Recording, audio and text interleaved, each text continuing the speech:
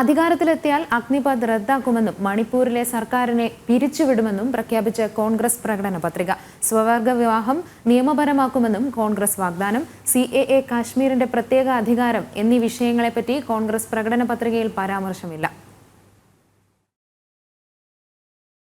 ഡൽഹിയിൽ AICC ആസ്ഥാനത്ത് നടന്ന ചടങ്ങിൽ പാർട്ടി അധ്യക്ഷൻ മല്ലികാർജുൻ ഖാർഗെ, സോണിയ, രാഹുൽ, P. ചിദംബരം എന്നിവർ ചേർന്നാണ് പ്രകടന പത്രിക പുറത്തിറക്കിയത്.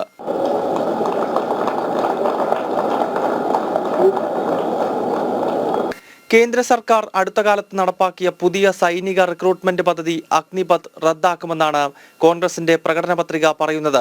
മണിപ്പൂരിൽ ജനാധിപത്യ രീതിയിൽ തെരഞ്ഞെടുക്കപ്പെട്ട സർക്കാരിനെ പിരിച്ചുവിടും എന്നതാണ് മറ്റൊരു പ്രഖ്യാപനം. ഒരു രാഷ്ട്രം ഒരു തെരഞ്ഞെടുപ്പ് നടപ്പാക്കില്ല. അധികാരത്തിലെത്തിയാൽ രാജ്യവ്യാപകമായി ജാതി സെൻസസ് നടത്തുമെന്നും പ്രകടന പത്രിക വാഗ്ദാനം ചെയ്യുന്നു. അതേസമയം കേരളത്തിൽ CAAക്കെതിരെ വൻ പ്രതിഷേധം നടത്തുന്ന കോൺഗ്രസിന്റെ പ്രകടന പത്രികയിൽ വിഷയം പരാമർശിക്കുന്നേയില്ല.